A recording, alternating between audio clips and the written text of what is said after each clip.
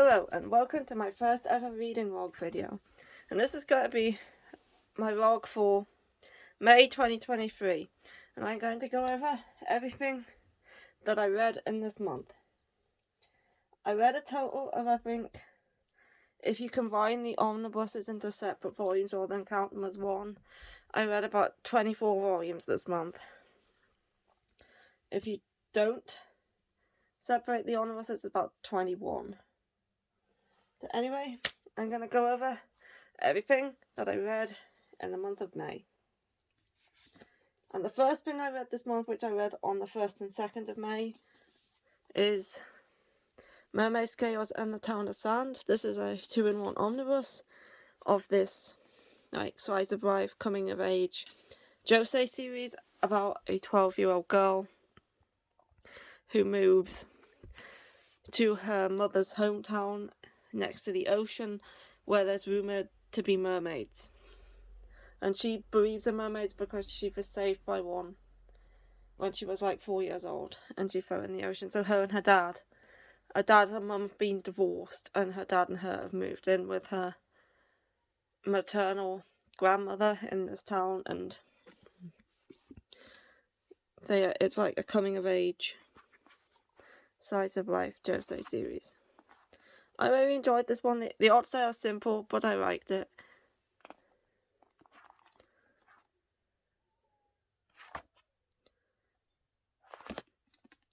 Yeah, it had like kind of a fantasy element to it, but not really. Yeah, I enjoyed this one. It's like, if you're looking for like a slice of life short series that's like coming of age, like stuff like that, with a little bit of mystery in it too. There was a bit of mystery in it revolving around the mermaids and whether the mermaids actually exist and what is actually going on in this town revolving around this festival and stuff.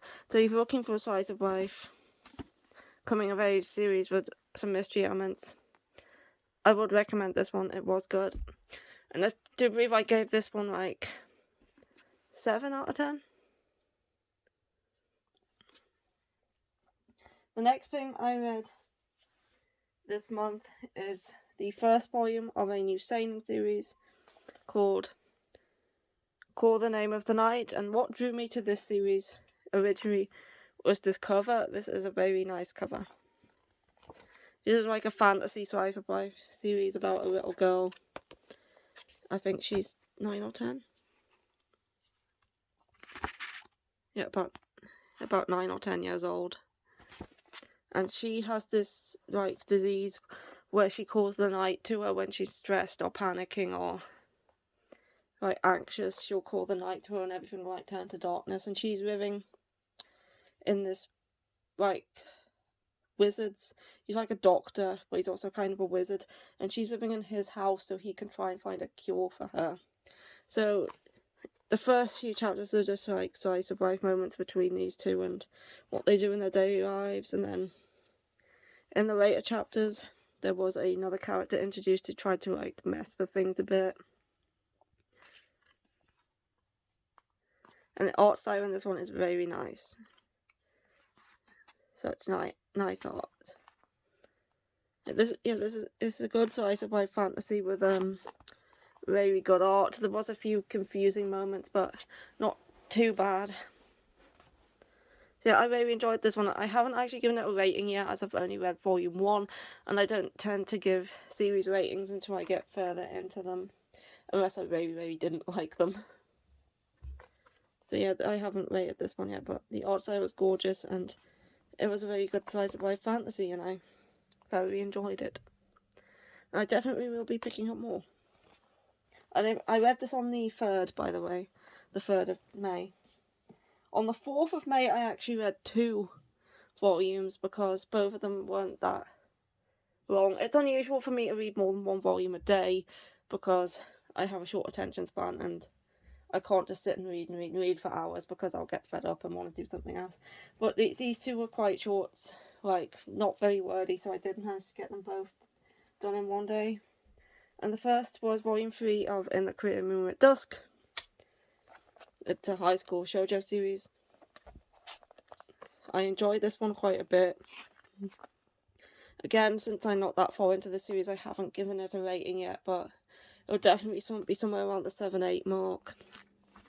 I do really enjoy the series, and I do like this couple. And again, the artwork's also very nice. This is Mika Yamamori.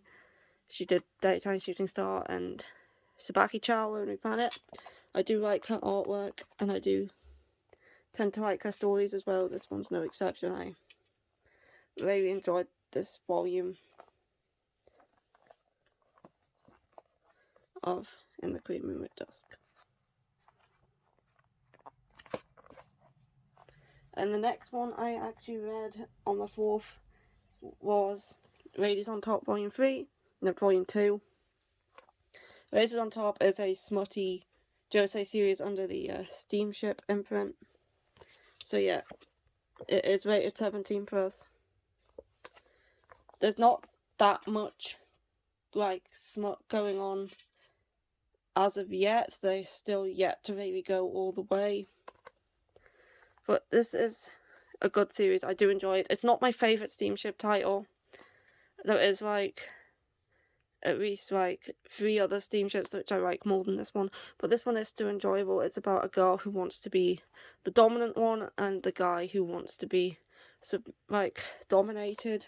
He's quite submissive, and like coming to terms with that, and because like that's kind of like abnormal in Japan for them to do it that way, but there's them learning like how to be compatible with each other and to just embrace what they want to do, basically. I have to be careful when I open this. And exploring, and I say I do enjoy this series. I say, and it's another one that I have yet to give a rating, but I reckon I would probably give it on about a 7, I would say. But it's a short series. It's only 6 volumes. And I read those both on the 4th, and on the 5th of May, I read a BL series called Welcome Back.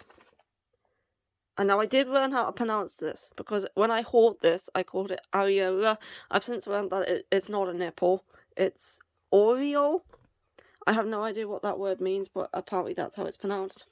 The Welcome Back Oreo is like a size of life BL. It's quite a, there's no smut or anything sexual in here. There is some warnings on there though. So yeah, this one was decent. I wasn't that keen on the ending though. It kind of just ended like it could have done with being a couple of extra chapters to kind of get into the relationship a bit more, because it just kind of ended.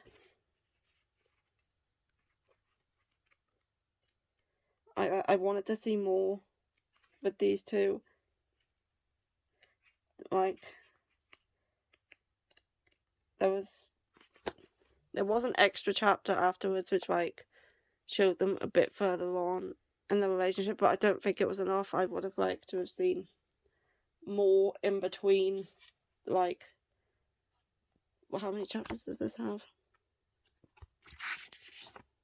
5. I would have liked to have seen more content between chapters 4 and 5 to show how they got from where they were in chapter 4 to how they got to where they were in chapter 5. But yeah, I kind of enjoyed the story. It was okay. I think I gave it a 6 out of 10. It's just a one shot. But yeah, give it a go. Next up, I read on the 6th of May, I read Orange to You Dear One, which is the 7th and final volume of Orange. This is like, shows a timeline.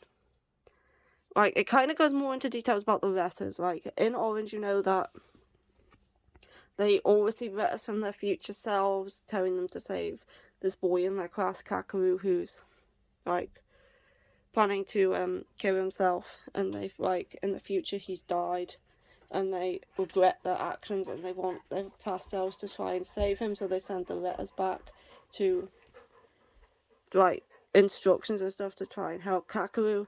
And this volume kind of gives you more details into the characters other than Naho and what their letters said and the contents of their letters. like, you get to find out a bit more about the side characters in this one. I can't remember the names. The guy with the glasses, and then the black-haired girl, and the girl who likes the guy with the glasses. You get to find out a bit more about them and what was written in their letters, and then you also get like kind of an epilogue and then a letter from someone else as well. I won't say because of spoilers, but yeah. If you enjoyed Orange, definitely give To You Dear One a go. I thought fine. I think I gave it a 7. I myself always preferred Sewer over Kakeru, so I actually really liked Orange Future more than this one because it showed more of Sewer. But yeah, I did still like this volume. Next we have, on the 7th of May, I read My Special One Volume 1. This is a series about a girl who's sworn off pretty boys, who meets a famous idol, and he learns that she's like not keen on him, and then he like tries to make her into a fan. Now, I'm not really keen on idols and idol culture or anything like that, but this one does seem to be focusing more on the romance. It's not really talking about his job that much. It's more so the relationship between these two. Obviously, there is a concert in here that she goes to, and he does mention his job and like the other idols in his group, but I think it's concentrating a bit more on the romance, which is why I like this one a bit more than like other idol series. So yeah, that was My Special One Volume 1. As I said, I haven't read enough to give this one a rating yet. On the 9th, I didn't read anything on the 8th. On the 9th, I read Love of Kill Volume 11. Now, I really like this series. It's like action josei with romance in it. We have 2 hitmen, Chateau and Ryan.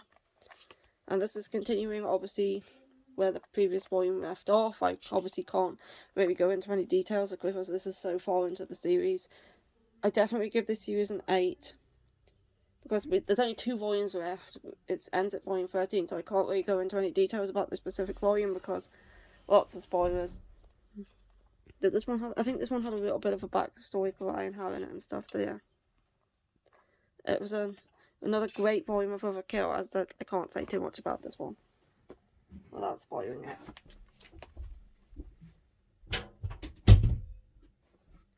Next up, on the 10th, I read a new series called Insomniacs After School, and this is volume 1. Now this is like, it's a slice of life, possibly romance series in the future, about 2 insomniacs who end up spending time together in the school's old astrology classroom with the big telescope, and just like finding peace there to be able to sleep because obviously they're insomniacs. This was a very sweet one. I did really enjoy it.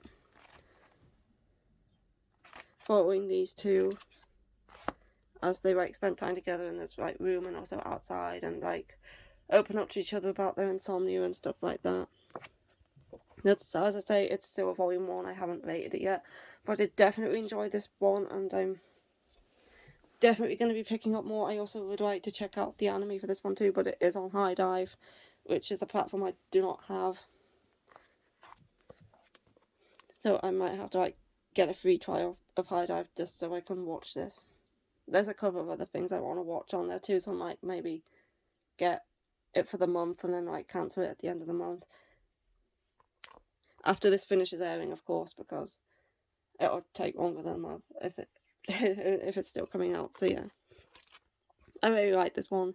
I like the art style. It's very nice. So yeah, it's a very nice slice of life seinen series. No fan service or anything, just wholesome with these 2 spending time together after school in this club room. Next up, on the 11th, I read Snow White with the Red Hair, Volume 23. Now, what happened in this volume again?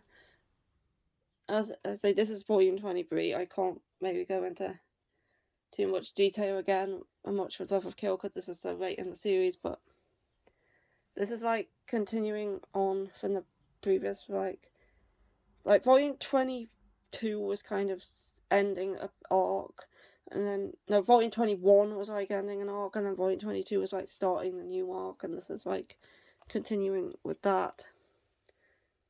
So as I say, I can't really say a lot about this volume without spoiling it. But I give this series about a 7 out of 10. I do enjoy Snow White with the Red Hair.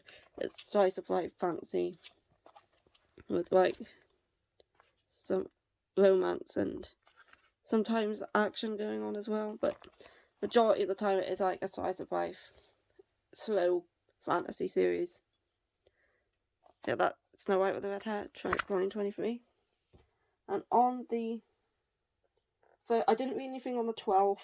On the 13th, I read Hirono and Kaguya Volume 2 now. This is a spin-off to Sasaki Mino, which is a series I enjoy. I don't enjoy this one as much, but I did enjoy the second volume more than I enjoyed the first volume. It follows the two roommates, Hirono and Kaguya, obviously, who live together in the school dorms, and he likes him, but he doesn't know whether he likes him back, and he kind of doesn't really want to confess. But yeah, I did like this volume more than the first one, but I still don't think it's quite as good as the Sasaki Mino is. I prefer the couple in Sasaki Mino than... I do like these two, but I do prefer Sasaki Mino. Yeah, it was still a good read. And I say I liked it more than I did the first volume. And on the 14th, I read a BL series titled I Didn't Mean to Fall in Love. This is by the same author who did what's it called? Golden Sparkle, which you would have seen if you watched my Writers Hall. I picked that one up. It's by Menta Suzumaru. And I enjoyed this one. It's about a guy in his 30s who is a virgin, and he is wondering how sex would feel, and he's wanting to try it out, but he doesn't really have a partner. So he overhears some colleagues at his work mentioning a gay bar, and so he decides to go check it out, see what it's like. And while there, he meets this college student. He is there's the first room in the bar is kind of just if you want to sit, chat, have a coffee, and then there's a room in the back if you want more. So this guy, he decides to go into the back with him, and they have a one night stand, and he thinks that's gonna be it. But then he ends up meeting up with him again a few times, and yeah, this one was quite sweet. I quite liked it. I think I gave this one a 7. I give a lot of things a 7. It takes a lot for me to give something like a 9 or a 10. Most of the time, it's a 7 or an 8. I think Given, Fruits Basket, and a few other series are some of the only series I've ever given 10s to. I have to be very obsessed with something to give it a 10. So yeah, I gave this one a 7. I enjoyed it. It is mature. It is 18 plus. There is obviously sexual content in it. But yeah, this was a good one. And I'm also looking forward to now reading Golden Sparkle by the same author. Next, on the 15th and the 16th, it took me 2 days to read this one. I read half on the 15th, half on the 16th.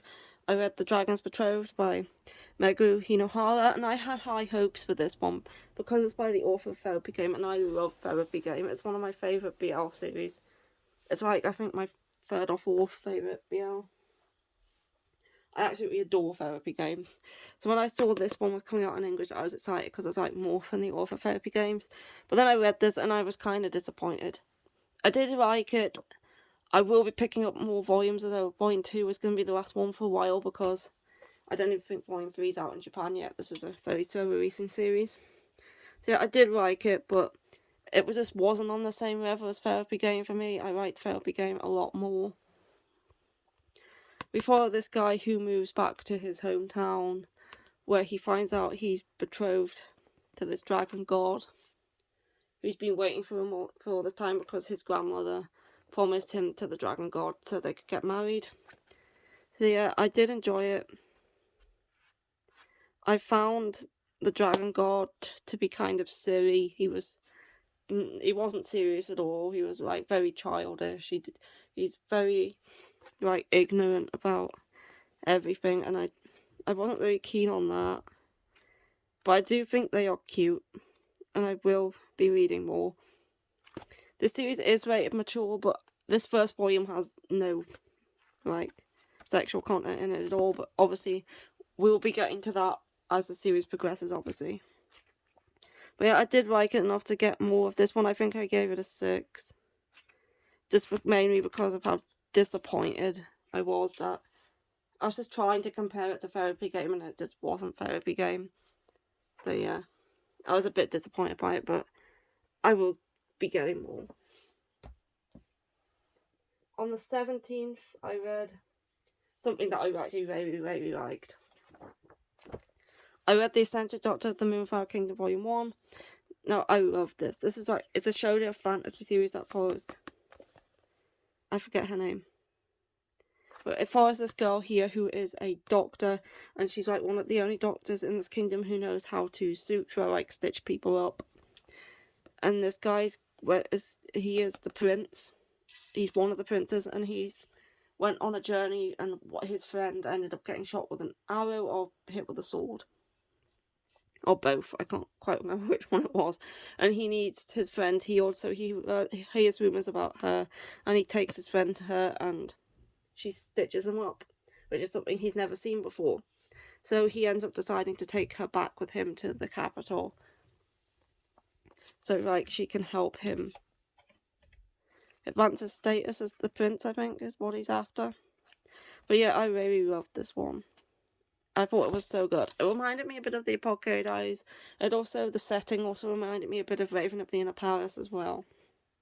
So yeah, I highly recommend this one. I loved this. It was so good. There was also some comedy moments too,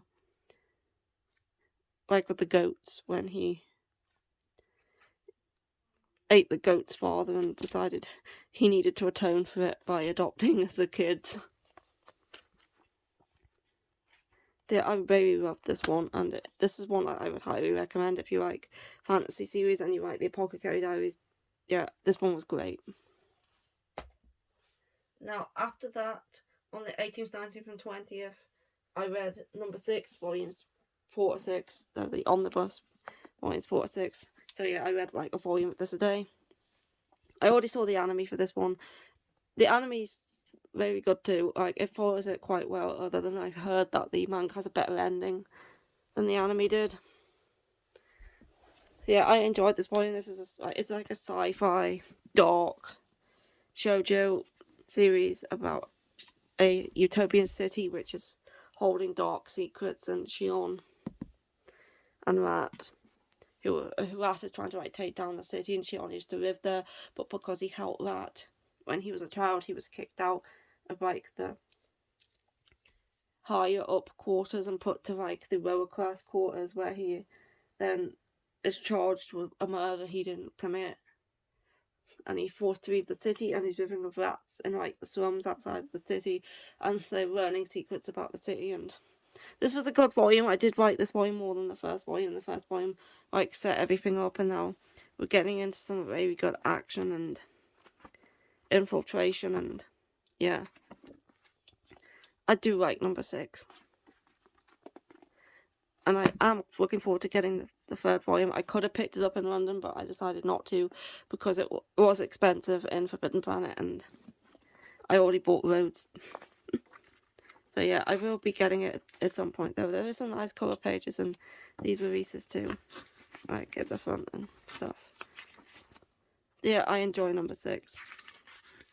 I'd say that this volume was an improvement over volume 1. I did really like volume 1 as well. There's nothing wrong with volume 1, but this volume was even better. This volume got very dark at times, which I enjoyed. I like dark series. So yeah, I liked how dark this volume got. So yeah, if you can't handle dark series, maybe stay away from this one, but I really liked how dark this volume got, because it did get quite dark, especially as it got into like the second and third volumes in this omnibus. So yeah, that was number 6. And oh yeah, I forgot to mention, I haven't rated this yet as it's only volume 1, but I reckon it's going to get an 8. This one I also think is an 8. I have rated that one because I'm quite a bit far through the series now. Now on the 21st I read Be My Love My Lord. This is a BL one-shot. It's also mature rated, which I read. This one is, there's not much to it. It's like, there's a beast man who's a servant of this guy, and they like each other and they have sex. And then there's a bit of drama with the beast man and him thinking that he doesn't actually like him, and then so yeah, there's a bit of drama around that in the later bits, but it was quite simple. There was him and the Beastman met as children, they grew up together, he has feelings for him, the Beastman has feelings for him, they have sex, a bit of drama happens, and then, yeah, that's about it. So it was quite a simple one, there wasn't much of a story to it. It was alright, I think I gave it a 6. Yeah, it was fine, but it just didn't have that much of a story. Next, on the 25th, I didn't read anything on the 22nd, the 23rd, or the 24th, because I went to London on the Tuesday and Wednesday, so obviously I didn't read anything then, and the day before I didn't read anything, but on the day I got back, which was the 25th, I read The Ancient Magus by volume 17, obviously. Again, I can't say much about this volume without spoiling it, but I think we're coming to the end of this current arc. This was a good volume. Like, there was a bit of a lull at the beginning of like the college arc, which I didn't think was as good as the first arc, but things are heating up now. Things are happening with the Grimoire and what's her face? I can't remember her name. Philomena. Things are happening with Philomena as well, and yeah, this was one of the better volumes for a while. Like I've always liked The Ancient Magus Bride, but there was a bit of a lull during the college arc, but this was the best volume I've read in a while. Like overall, I think I'd give the whole series like a 7. But yeah, I really enjoyed this volume. I shouldn't be really opening this one. A lot of spoilers. But yeah, it was a good volume, this one. It was a good volume. And anyway, on the 26th, I read Only the Foul Knows Volume 3. This is the final volume. This one, although the first 2 volumes were rated 16, this one is an 18 because we do get into some sex scenes in this volume. But yeah, this is a series by the same author who did 10 Count. I did really like the series. I really like volumes 1 and 2, and I like this volume 2. This volume, like, I've been fine with the ending. I quite liked the ending. There was an extra story too, which I enjoyed, yeah. Overall, I think this is a good series, and I think in total I gave this series an 8. I really liked it. But plus this cover's nice. I really like this cover. So yeah, it's a short BL that I really enjoyed if you're looking for a short BL. This is a good one to try. So yeah, I really enjoyed this series. And this was another good volume. I think this series is actually getting like a spin-off or something to it as well. Only 3 more to go. And on the 28th, I read Candy Cool Paradox Volume 6. Again, this is a BL. I really love this series. I give the series an 8 in total. This is Volume 6. I can't really mention anything because spoilers. But yeah, I love Candy Cool Paradox. Candy Cool Paradox is another one that's like in my top 5. I think I put it at number like 3, possibly 4. But yeah, Candy Cool Paradox is very good, and this was no exception. I enjoyed this volume a lot as well. Next up, on the 29th and the 30th, it took me a couple of days to read this one too. I read The Villainess and the Demonite. which volume 1, right, this first volume was a lot of setup. We have Cecilia. I don't tend to be into villainess stuff. I'm not the biggest fan of villainess or isekai, but I tend to prefer more isekai where they're like transported into another world rather than reborn into another world. Anyway, this takes place in an otome game. She's the villainess, and she's ends up getting, like, she's engaged to the prince. The prince ends up breaking off the engagement. She gets sent to a brothel. This guy who is one of the like knights, he's like captain of the knights or something, and he guards the royal family. And he guarded her for a bit when she was younger, and he comes to the brothel and he takes her virginity. They have their first time together, and then it's a lot of backstory about how it all got to that moment. We follow him from being a child and finding out how he ended up in the brothel with her, and then we've a few chapters with him, and then we switch to like her perspective of being a child, and then everything that went on from his perspective, then everything that went on from her perspective, and then in the final chapter we go back to the present where he's bought her from the brothel, he's bought her freedom, and he's taken her to his house. So yeah, most of this volume was actually just like backstory as to how the characters like ended up in the situation they were in. There was one like sex scene in the second chapter, I think it was, but that was all there was from this first volume. So yeah, I'm unsure how I feel about this one just yet, because I say this was mostly just set up and going into the characters' pasts. Though I'm definitely going to read more of it, but as of now I'm quite unsure as to how I feel about it, with it mostly just being backstory so far. But I will continue it. And on the 31st of this month, I read, of May, I read The Ancient Magus vs. Brew. This is the spin-off series about, kind of reverse Ancient Magus, but you have the human boy and the, like, this dragon woman here. And this was probably one of the best volumes of this series so far. Like, this is my least favourite, like, spin-off. I like Jack Flash more. I always thought this one was just okay, but mainly because I read these so far apart that when a volume of this comes out, I remember very little of what happened in the previous volume, so it's quite disjointed, because I'm like, who's this group? So a lot of the time when I'm reading this series, I don't remember who everybody is, so I should maybe like read these closer together. But I can't, because they come out far apart unless I save them, but I don't really like doing that. But yeah, even with forgetting who half the characters are, I did still really enjoy this volume. They introduced a new character at the end, and we get a bit more of Owl's backstory, and it's very interesting what was going on there. And the like enemy group, Flam, you get to know more about them and their reader, and I thought that was interesting to hear. I thought this volume was like one of the better volumes so far, and I'm actually really looking forward to the next one and finding out more about Owl's connection with Flam and the past and what went on. So yeah, and that is everything I read in the month of May.